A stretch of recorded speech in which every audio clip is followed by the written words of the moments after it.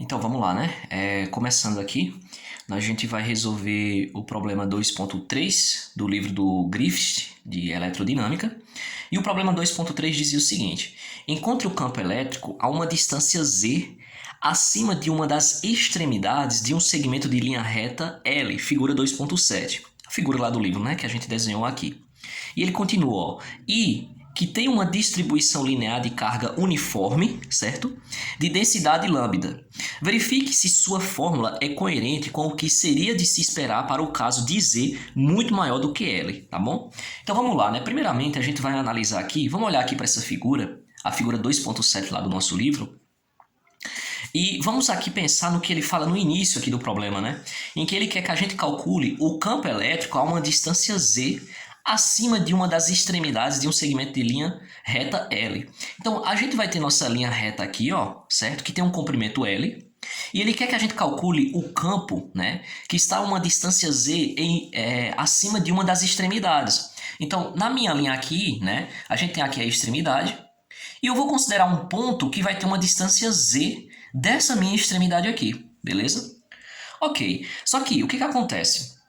Esse meu campo aqui que é gerado nesse ponto, ele acontece por conta da distribuição de cargas que estão presentes aqui no meu fio, tá bom? Então vamos lá, o que acontece? Eu vou pegar um elemento de Q, né, um elemento de carga aqui, certo? E eu vou pensar o seguinte, qual é a influência que esse meu elemento aqui está gerando nesse ponto, tá? Então, aqui a gente vai traçar uma reta, né, uma linha aqui, que eu vou chamar de R, certo? E a influência que esse meu dq aqui, essa minha carga, está fazendo nesse ponto é esse meu vetor aqui, ó, que eu vou chamar de dE, tá bom? Ok, a gente observa, né, que esse nosso vetor aqui, né, ele está inclinado e ele vai ter suas componentes vetoriais, né? Então a gente vai ter a nossa componente aqui dEz e nós vamos ter a componente aqui menos dEx, menos porque a gente está considerando, né, esse sentido aqui como sendo o sentido negativo. E daqui para lá, né, o lado direito, o sentido positivo, né? Então fica negativo, tá? E aí o que a gente vai ter? A gente vai ter que o valor desse vetor aqui, lembrando do que a gente aprendeu lá no estudo de vetores, vai ser a soma vetorial desses dois vetores aqui, das suas componentes, tá? Então, o nosso DE vai ser igual ao DEZ, que é esse meu vetor aqui, certo? Menos o meu DEX, né? Suponha que a gente pudesse pegar esse vetor aqui e colocar ele aqui em cima, teríamos um triângulo retângulo, né? E aí a gente poderia fazer a soma vetorial que daria isso aqui. Ok? Então, a gente observa que nessa nossa equação aqui, a gente está considerando os nossos elementos, né? Tanto o meu elemento aqui de carga, de campo, né? Os elementos de campo aqui que a gente está considerando. Se a gente tirasse o nosso D aqui, ó, que estão presentes neles, a gente teria que o nosso campo era a soma entre o campo em Z e menos o campo em X, certo? Que é o que a gente vai fazer agora. A gente vai calcular quem é EZ e quem vai ser EX, beleza? Só que antes, né, a gente tem que levar em consideração algumas coisas que a gente já estudou. Então, no caso discreto, a gente tinha aqui o campo elétrico, no caso de uma carga pontual, né, era igual a 1 sobre 4πε0 vezes a minha carga dividido por r ao quadrado, isso na direção de r. Como eu falei, no caso de uma carga pontual, tá? Então, se a gente considerar os elementos, então aqui se eu colocar o meu elemento de campo e aqui o meu elemento de carga, né? E se eu integrar essa minha equação aqui nos dois lados, eu terei o campo produzido pela soma de todos os meus elementos de Q. Então, se eu colocar a integral aqui dos dois lados, eu vou ter que a integral de dE vai ser o meu E aqui.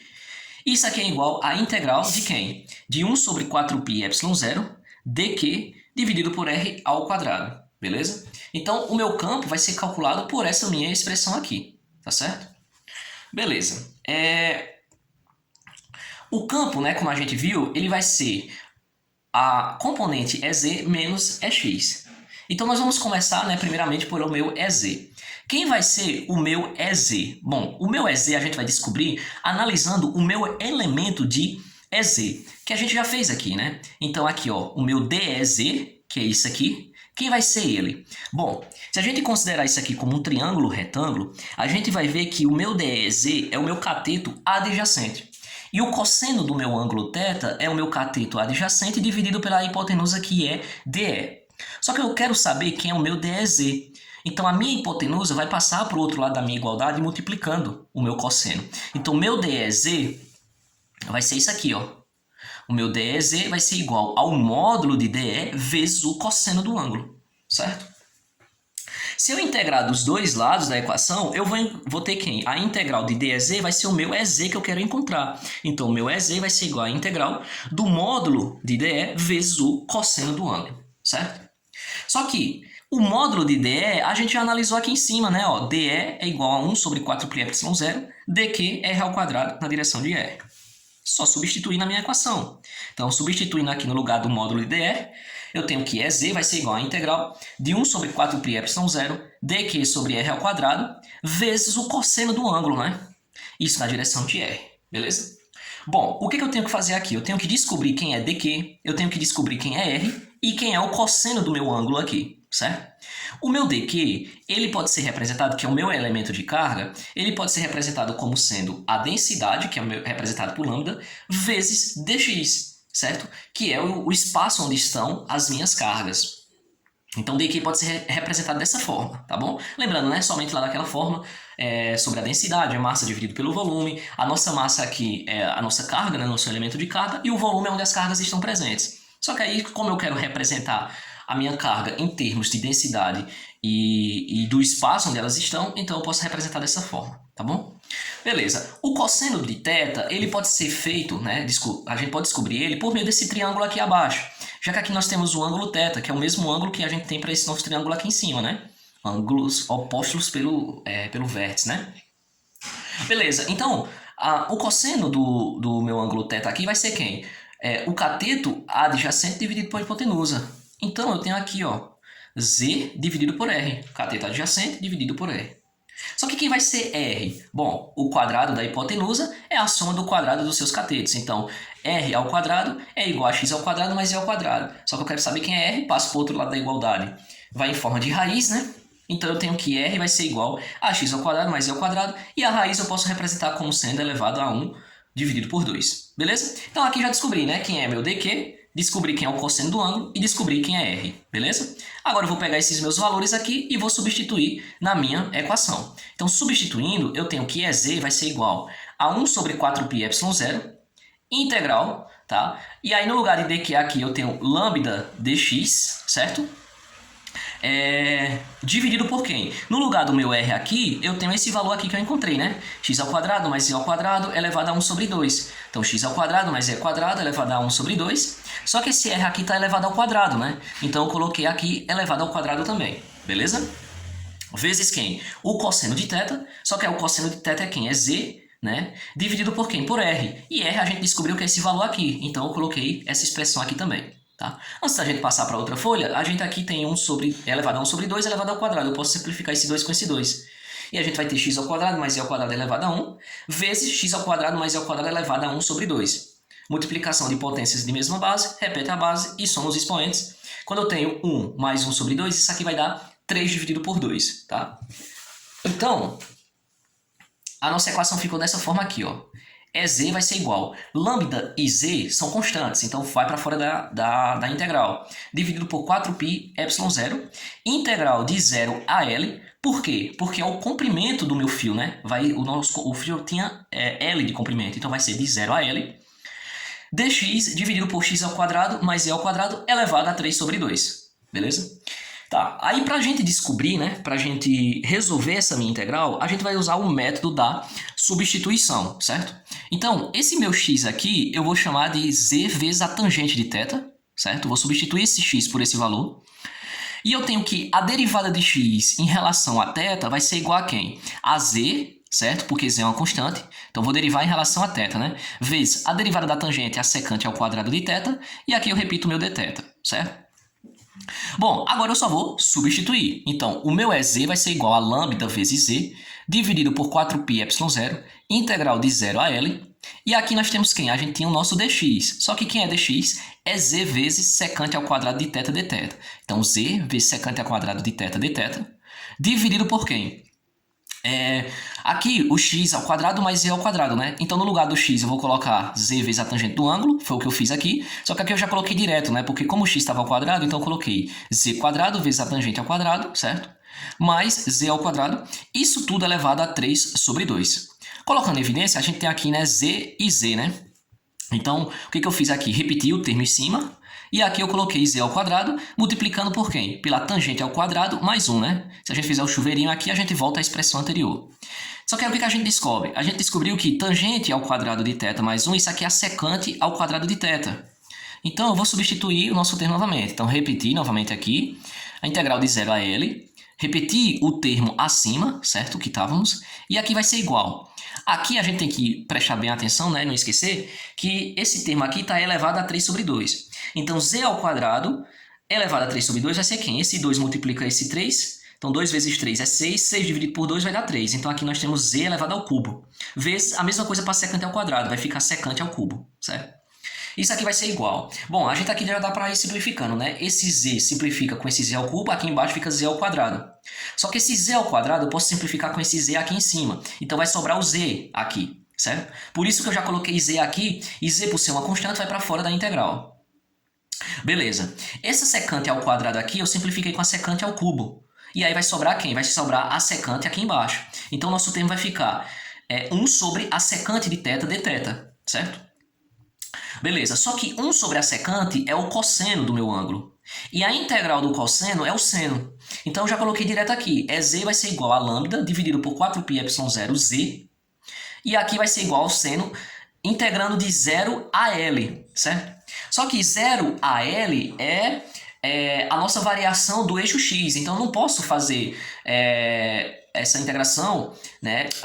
Eu não posso substituir aqui, né, no meu seno L e 0, certo? Eu tenho que voltar a minha expressão lá da variável x. O seno de θ, aí a gente olhando lá nossa figurinha, no caso para esse nosso triângulo aqui, a gente tem o mesmo ângulo θ, nós temos que o seno desse θ aqui vai ser o cateto oposto dividido pela hipotenusa, ou seja, x dividido por r, que foi o que a gente fez lá. Então, x dividido por r. Só que r a gente já descobriu que é igual a raiz quadrada de x ao quadrado mais z ao quadrado, então ficamos com essa expressãozinha aqui. Então a gente vai substituir, no lugar do seno, a gente vai colocar essa expressão aqui, certo? E isso aqui de onde, né? De 0 até o L, certo? Beleza. Bom, se a gente observar aqui, vai importar pra gente, né, apenas os valores quando x for igual a L, né? Porque quando for zero aqui, toda a nossa equação vai zerar. Então, nossa expressão vai ficar dessa forma aqui. Onde tiver x, eu coloco L, substituindo aqui. Então, o nosso EZ vai ser igual a lambda dividido por 4πε0 vezes z, vezes L dividido pela raiz quadrada de L ao quadrado mais z ao quadrado, certo? Então, esse aqui é o valor de EZ. Lembrando que o nosso campo vai ser a soma das componentes, né? EZ menos EX. Então, agora a gente precisa calcular quem é o nosso EX. E a gente vai seguir o mesmo fluxo, a mesma metodologia. Então, o nosso dx, voltando lá para a nossa figura, que é esse termo aqui, né? O nosso dx, aqui no caso está menos, e daqui a pouquinho eu esclareci lá, vocês vão ver direitinho. Mas o que a gente precisa saber aqui vai ser quem? Vai ser o nosso dx aqui, né, é o cateto oposto ao ângulo, né? Então, o seno de θ, que é o cateto oposto dividido pela hipotenusa, só que eu não quero saber quem é o seno, eu quero saber quem é dx, então eu vou calcular a hipotenusa, né, que é do meu dE, vezes o seno de θ, que é o que a gente fez lá. Então, olha aqui. Nosso dx vai ficar com quem é o módulo de dE vezes o seno do ângulo, certo? Lembrando, né, o seno de θ é quem é o cateto oposto dividido por isso aqui, né? Isso aqui está multiplicando, passa lá dividindo, mas a gente quer saber quem é dx, né? Então, por isso nossa expressão fica dessa forma. Integrando dos dois lados, semelhantemente ao que a gente fez anteriormente, vai ficar com o nosso x, e aqui vai ficar de 0 a L, de 1 sobre 4πε0. E aí o nosso dE, né, que é o que a gente descobriu, tá aqui o valor, né, que eu já venho falando, vezes o seno de θ, né? E aí a gente tem que descobrir quem é dq, o seno e o r. dq e r a gente já descobriu, né? A gente aqui só tem de diferente o seno de θ, que a gente já comentou, né? O seno de θ é x sobre r, certo? Ah, desculpa, não comentamos ainda, né? Comentamos aqui em cima, né? Que é x sobre r, né? Que é o nosso triângulo que está lá embaixo. Então nós já descobriu também, né? Que é o seno, que é x sobre r. Isso aqui é x dividido pela raiz quadrada de z ao quadrado mais x ao quadrado, beleza? Certo, então o que a gente vai fazer? substituir isso aqui tudo na nossa integral. Então, substituindo, vamos entender que eu coloquei lambda dx dividido por quem? Ah, esse termo aqui, como é uma constante, sai para o lado de fora da integral. E a gente só substituiu aqui, pessoal. Então, seno de θ, x sobre a raiz quadrada de z ao quadrado mais x ao quadrado, beleza? Isso aqui todo mundo vai saber fazer, né? Nessa altura do campeonato. Então, o que a gente fez aqui, né? Lambda é uma constante, sai para fora, né? Integral de 0 a L. Aqui vai sobrar quem? X dx, dividido por quem? Aí aqui a mesma coisa que a gente já fez anteriormente, né? Esse quadrado aqui vai simplificar com essa raiz. Aqui vai ficar esse termo elevado a 1. Multiplicação de potências de mesma base, repete a base e somos expoentes, vai ficar 3 sobre 2 aqui, certo? E aí a gente vai fazer o método da substituição também, certo? Então, x, a mesma coisa, eu vou chamar de z vezes a tangente. Derivando isso aqui, vamos voltar à expressão que a gente já fez anteriormente. Então, a gente vai substituir os termos aqui, certo? Então, fizemos apenas a substituição aqui. Então, o que a gente vai ficar? Como é que vai ficar a nossa equação agora? Então, a nossa equação lá, nós chegamos a essa expressão aqui, né? Apenas lá coloquei o z em evidência, né? Então, isso aqui a gente já fez anteriormente para quando a gente estava calculando o nosso EZ, né? Então, vocês vão saber fazer direitinho. E aí, gente, a gente vai chegar a essa expressão aqui, que é semelhante ao que a gente já vem fazendo. A diferença é que aqui a gente vai ter uma tangente, certo? E aí aqui eu vou simplificar os termos, certo? Então, aqui z ao quadrado simplifica com z ao cubo, né? Secante ao quadrado vai simplificar com a secante ao cubo aqui, né? E aí esse termo aqui, como sobrou z, né? Bom, o nosso termo vai ficar dessa forma aqui, ó. Veja só. Então, x vai ficar lambda dividido por 4πε0 de 0 a L. Aqui sobrou a nossa tangente, tá? Aqui a nossa tangente. Eu esqueci de colocar o dθ aqui, né? Mas enfim. E aqui vai ficar z vezes a secante, né? Porque aqui a gente simplificou. Secante ao quadrado, secante ao cubo, ficou 1 sobre a secante. Então ficou esse termo aqui. Beleza, mas aí o que acontece? Não, a gente vai ter que fazer de novo a substituição para a gente resolver essa integral. Então, essa minha secante aqui eu vou chamar de t. Então, t é a secante de θ. Se eu derivar o meu t em relação a θ, vai ficar com essa expressão aqui. Então, a derivada de t vai ser igual a tangente do meu ângulo θ vezes a secante de θ dθ. Só que eu pego esse termo aqui, como está multiplicando, eu passo para o outro lado dividido, porque eu vou pegar o meu dθ, que eu esqueci de colocar aqui, né? Ó. A gente tem o nosso dθ aqui e vai substituir.